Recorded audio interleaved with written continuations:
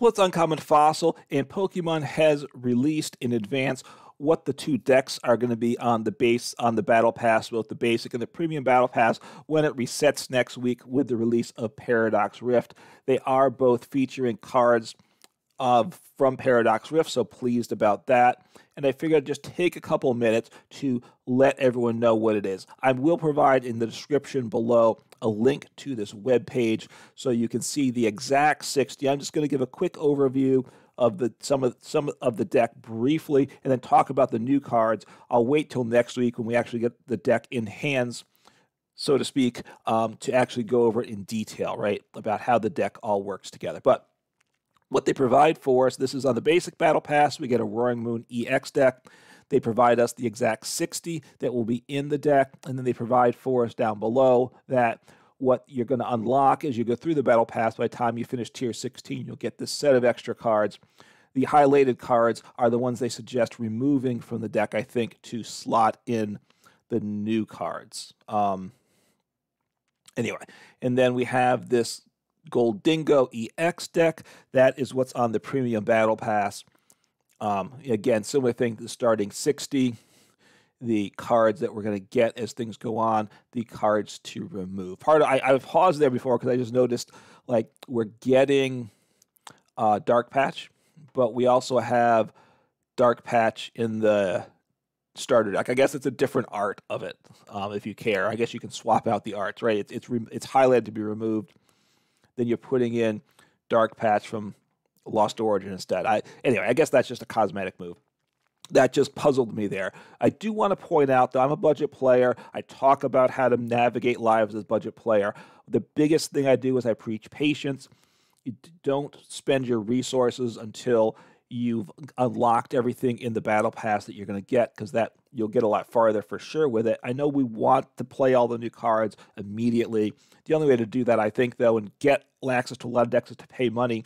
If we're patient, we can save our money for one. And I definitely want to point this out, like, you get 2 copies of Roaring Moon EX in the starter deck. You're going to want a third copy, right? It's a basic EX. It's probably your main attacker. You want that third copy. You're going to get a third copy. I don't know what tier, but sometime by the time you finish Tier 16, you're going to get that third copy. So just wait. Don't craft it. Just wait till you unlock it in the Battle Pass. Within a week or so, you'll have it. Your patience will be rewarded by saving those credits to buy some other cards you want. Okay, getting into the specific cards that are the new cards from Paradox Rift we're getting, as I said, Roaring Moon EX. That's kind of the feature card of this deck. It's an ancient type, or an ancient Pokemon. I'm not sure if it's a type or what it is, but I'm excited about that because the ancient package has some Pokemon, have some trainers, which we're getting some of those too. It's got 2 very nice attacks, Frenzied, Gouging for 3 energy, and don't forget Dark Patch is in format. I think I mentioned that before. You're going to need that to get energies in play, probably. For 3 energies, you knock out your opponent's active Pokemon. That's huge. Now, if you do that, the Pokemon does 200 damage to itself, so it goes down to 30 HP. We have some ways to deal with that, one of which will be a new ancient tool.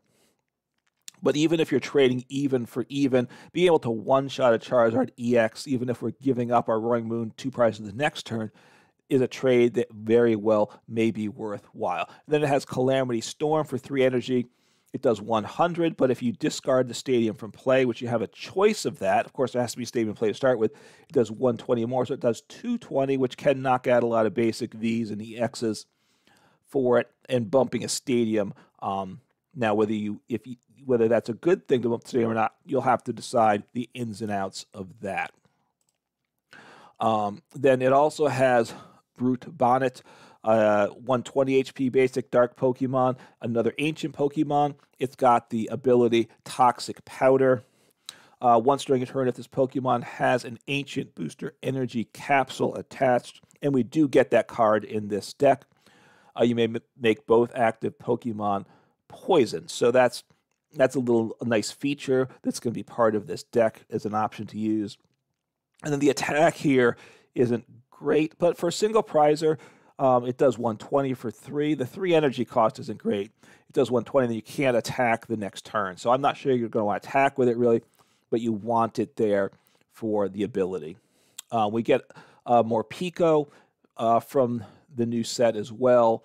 It's got a Hunger Dash ability. If it has no energy attached, it has no retreat cost, and it attacks for 70 for 2 energy. You move the 2 energy off to a bench Pokemon. So you're left in the active with no energy attached, which is a plus, right? Because you're probably going to get knocked out at 70 HP, so getting the energy to something else is a plus.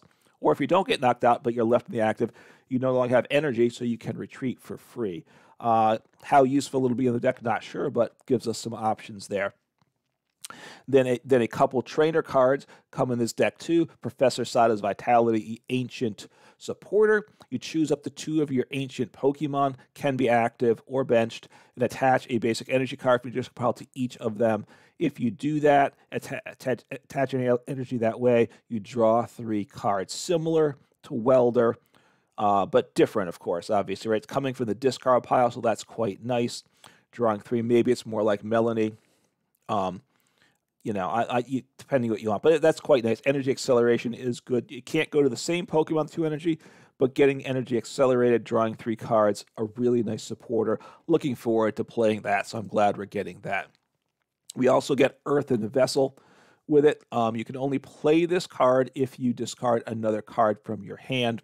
Then you search your deck for up to 2 basic energy cards, reveal them, put them into your hand, then shuffle your deck. This, besides going to this deck, could go in a number of different decks. While it's an ancient card, it is not restricted to like ancient energies or tying in with the ancient package at all. So you can discard a card, and some decks just need extra discard, which is a plus for that.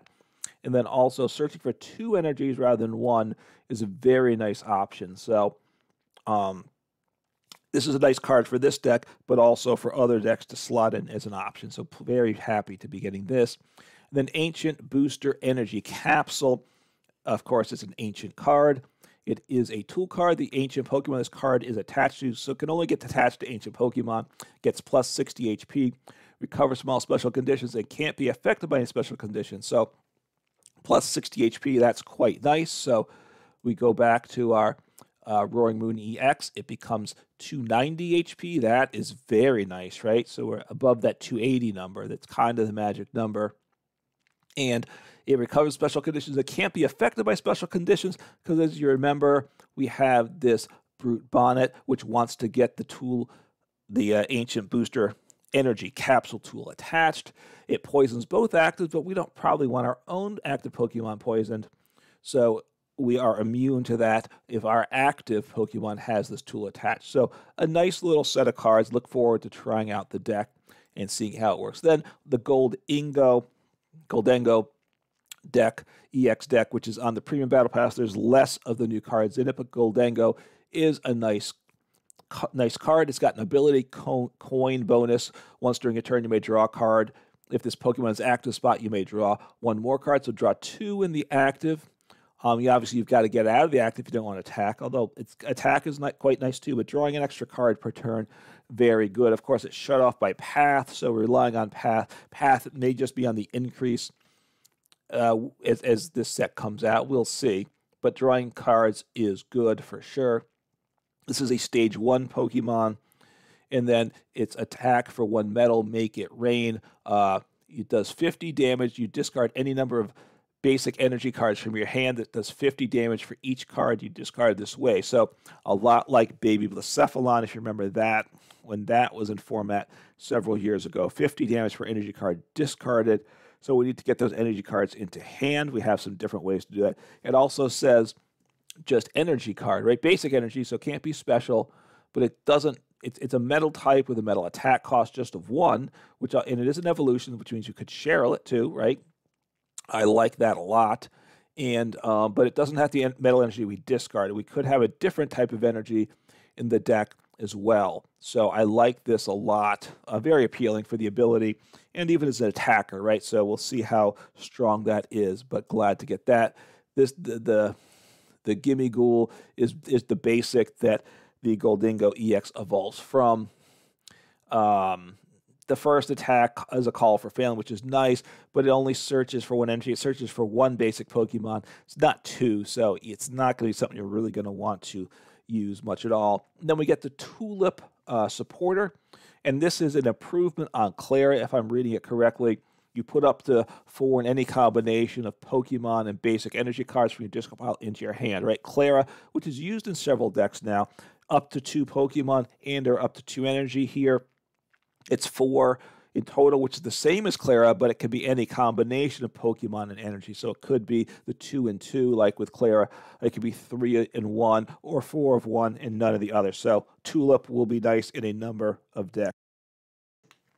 So I'm looking forward to getting Clara. Want to probably swap that into, to Tulip. Probably will swap that directly into my Clara decks and see how much of an improvement that is. So those are the cards we get, along with the deck list, which I said you can take a look at yourself. And looking forward to and starting to get excited about Paradox Rift coming out. I assume you are too. Take care.